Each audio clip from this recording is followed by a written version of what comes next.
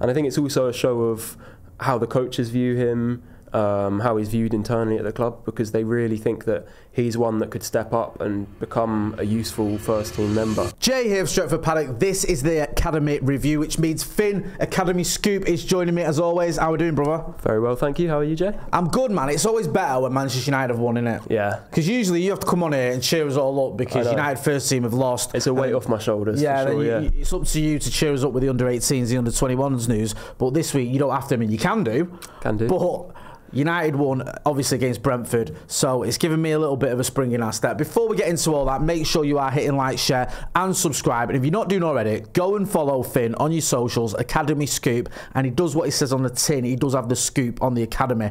What we're going to talk about today? Yeah, so a little bit of a quiet week for the Academy, just one match that we can talk about today, but some definite positives to take from the game. Unfortunately, it wasn't on MUTV. Obviously. Why would it be? Yeah. Why would MUTV put games on that people want to watch and can't watch anywhere else? Who knows? I don't want to watch them. Not bothered. But yeah, so United's under-18s were away to Sunderland. Do you know what? I hate Sunderland, mate. Do you? I just, honestly, I have a real passionate hatred. Do you know the two teams I hate that kind of go under the radar for everyone? Yeah, who's that? QPR and Sunderland, because of that day. What? QPR for cheering Aguero's goal, right? They can get in the bin. And Sunderland for doing the Poznan against us. Do you know what I mean? Bore off. You never won anything. Do you hate their under-18s as well? Yes. Yeah. I do, with a passion. So I'm buzzing about this one. Yeah. Go on. Yeah. Sorry. No, that's all right. So they were at the Academy of Light Ground. It's a silly name. Yeah, very original. Yeah. Obviously, couldn't watch the game, so I can't tell you much, but I can go off goal scorers and stuff like that. So yeah, it was looked like an entertaining affair. 4-3 win in the end. Brilliant. But United definitely had to fight for it. And they're against actually a decent side. Sunderland had only lost one game coming into it in the league. Obviously, we're unbeaten. We're still maintaining our 100% record, 6 in 6. So nice. That's good. Yeah, but it was a really strong start, like we're used to. Bendito Mantato, within 26 minutes, picked up a brace. So yeah, United went out flying. Victor Musa got the assist for the first goal, and it's nice to see him involved because he hasn't had much game time recently. But yeah, so he started up front, and yeah, really solid start and everything we're used to from this side. But just before half time, Sunderland strike back. I'm not even going to attempt to pronounce that name. Have we got it there? Can we say it? Garagrisan? Yeah, looks, if you want. Looks alright to me, that. Apologies if you're watching, bro, but do get involved in the comments and tell us how to pronounce your name. Please do, yeah. Yeah, so went into half-time, 2-1, so obviously a little bit of an uncomfortable scoreline there. But straight into the second half, Reece Monroe, centre-back, gave United a little bit of a buffer, scored United's third, kind of took the weight off the shoulders of the team. So, yeah. It's good to see him back as well because he's spent a lot of time out injured, but he's a top centre back, and it's really good to see him still playing. And I'm sure, if he's able to stay fit, he'll be one that gets a bit of under 21 game time this season because he's played for the under-18s for a long while, and he's ready for that step up, physically and technically. Quite a physical, big team, aren't they, physically, Manchester? Yeah, definitely, absolutely, definitely in the defence as well. Units there, yeah. But Sunderland were intent on making it difficult for United. So I think it was around the 54th minute. They had 2 goals in 5 minutes. So levelled things out at 3-3. And yeah, made it interesting. And so Adam Lawrence had to make a change. Who does he bring on? Go on. New signing, Chido Obi-Martin. This is the kid we've been waiting to see. This is the one that you broke the story for. Yeah. You did, to be fair to you. And there's been a lot of hype. And I think with Obi-Martin, I think one of the reasons there's been so much hype isn't just because of his ability, because he scores goals, and we all know all those things. It's because of the nature of the move. Because he came from Arsenal. Yeah. And Arsenal fans are insufferable on social media, and they hype up players like no one. Even put United and even put Liverpool in the shade. Like, according to Arsenal fans, Maitland-Niles was going to be the greatest defender you've ever seen in life. You always hear that sort of hype, and sometimes it's nonsense. So when we got him, everyone was like, Arsenal, let's keep him, and we got him. Before he was linked with the move, Arsenal fans absolutely adored him. Yeah. So, you know, you can't blame him for what he was doing in the academy. No, listen, I get it. Statement of intent. I just feel that has added to the expectation and potentially the pressure on the kid. Yeah, maybe, but from what we've seen, he's capable of dealing with that.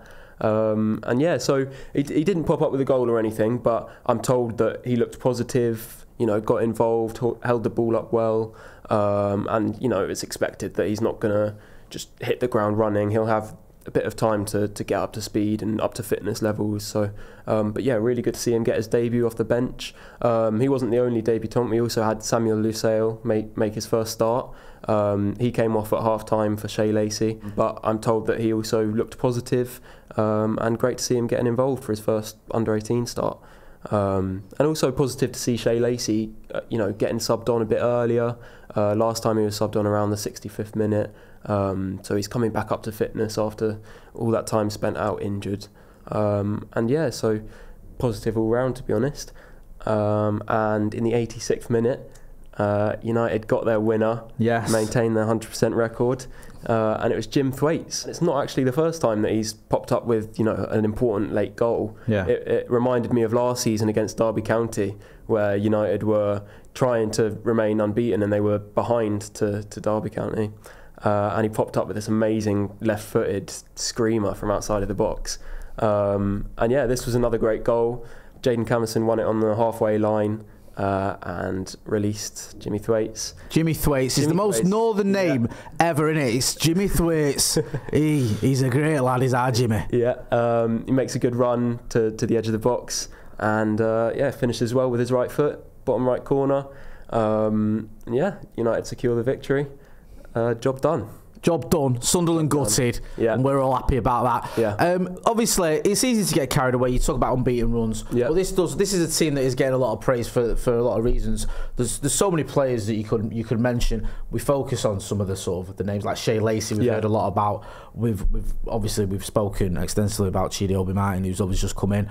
But one player that does get spoken about a lot as well, that I think you want to tell us a little bit more about, speak a little bit more about today, is Jack Fletcher. This is a kid who's obviously going to have a lot of eyes on him anyway, because of who his dad is. But what can you tell us about him, and what's your thoughts on him? Yeah, so it was fantastic to see him getting his first inclusion in the first team squad this week, Brentford in the Premier League. Obviously didn't get any minutes off the bench, but that kind of experience for a 17-year-old, just to be in and around that match day, and be in the dressing room and kind of work out how things work. It would be invaluable experience for him. So really good to see him get the nod for that. And I think it's also a show of how the coaches view him, how he's viewed internally at the club, because they really think that he's one that could step up and become a useful first team member. So I think just really, really great to see. He's a player that fans will really enjoy to watch. I think when he does get his first minutes, quite a kind of silky, composed attacking midfielder, left-footed, likes to kind of occupy those half spaces, picks the ball up in space and can really pick out a great pass. He's got fantastic vision, good pass selection. He's a really enjoyable player to watch, really entertaining.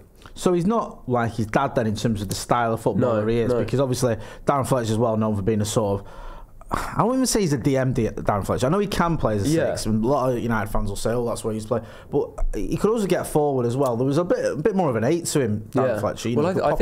I think Tyler Fletcher is kind of more in that mould. He plays a little bit deeper, more of a kind of box to box. But yeah, I'd say Jack is more of a kind of creative midfielder. Sometimes we've seen him occupy kind of just like a free role. So just given that license to roam and pick out passes, across the field wherever he is. But yeah, he's made amazing progress this season. He made a few under-21 appearances earlier in the season and looked like he's been playing at that level for a long, long time, when really it's his first few games at that level. So yeah, I've got high hopes for him, and I'm sure he's going to kick on well. Something else about him is his goal threat. He can really strike a ball. We saw against Barnsley a few weeks ago in the EFL Trophy. Scored that amazing winner, half volley from about 35 yards. I remember seeing that on social media. It was doing the rounds. Everyone was losing their mind over it, and rightly so. Yeah, exactly. So he's got a lot going for him, a lot of weapons in his arsenal. And yeah, I'm really excited to see how he progresses and how he gets on in the first team, because it seems like Ten Hag and his staff are giving him the nod to push on and become, you know, an established first team member. So hopefully we do see him get those minutes soon. Maybe it's in the Europa League or the Carabao Cup. But yeah, I think he deserves it. If you had to say like who you can compare him to, remind you of, I know we always do this. I always put you on the spot. I know, and I don't want to like throw you under the bus and go, well, you know, he's the next Paul Scholes or whatever. Is there a player that he reminds you of, and try and avoid saying a City player like you did last time? It's hard, because the one that people say a lot is Kevin De Bruyne. Oh, he's done it again. That's not my comparison. He's a unique profile, to be honest. Yeah. He's quite, maybe a bit lanky. He's quite long-limbed. Wow, okay. I think he's about 6'3", which is quite unconventional for a number 10. Honestly, it's tough to think of any standout comparisons. Maybe, possibly a Kai Havertz. I know, okay. You know. I'd say probably Kai Havertz, to be honest. Obviously, we've seen him transition to more of a striker, but maybe in the Leverkusen days, playing as more of a 10. I'd say there are some similarities there in their kind of playmaking style, and their intelligence in their movements off the ball and just general decision making.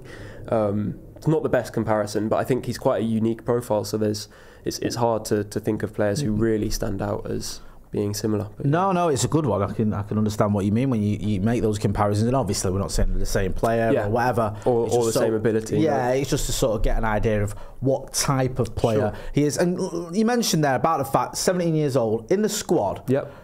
It's not easy to get into the Manchester United squad, even though United are going through it at a minute. Eric Ten Hag doesn't send us a dish out. Certainly not this season. No. Appearances in his squad to 17-year-olds. I mean, everyone's been crying out for Harry Hamas to get a nod, and he hasn't got anywhere near the squad so far past pre-season. And he's obviously only 17. So that's a good indication of the level the lad's at, because you can't just say, well, it's because he's Darren Fletcher's son, because it doesn't work like that, does it? That's nonsense. There's nothing in those claims. I agree. You don't get as far as he's got if you've not got something about you and you've got some real ability that the coaches have obviously seen in him. So I would throw any of those assumptions out of the window that it's anything to do with Darren Fletcher, because it's not.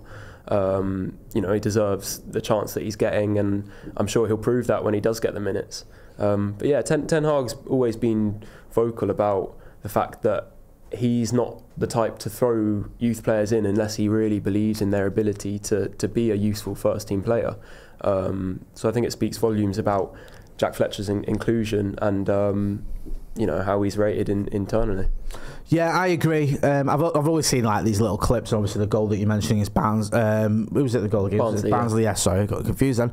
So I don't know a lot about him, but from speaking to yourself, other people watched him, then obviously a very exciting player, and hopefully one we'll speak about a lot more over the coming weeks, months, and even years if he does make it at Manchester United. Fingers crossed. Yeah, definitely. Finn, always a pleasure chatting to you. Absolutely. What have you got planned this week? Is there any games up this week for the under-21s, under-18s? Well, we're playing in the UEFA Youth League on Wednesday, which might be when this comes out. Yes, so today. Yes. So that'll be a good one.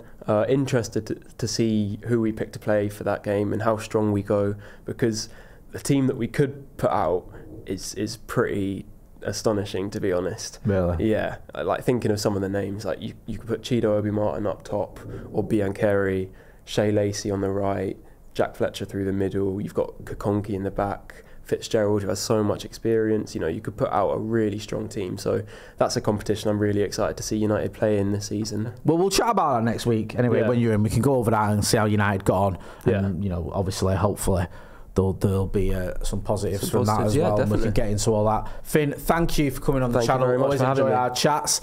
Make sure you go and follow Finn on all your socials, Academy Scoop, so you can keep up to date with what is going on with United's Academy, under-21s and under-18s team. That's been Finn. I've been Jay. This has been Academy Review. Don't forget to hit like, share and subscribe. Thanks for watching.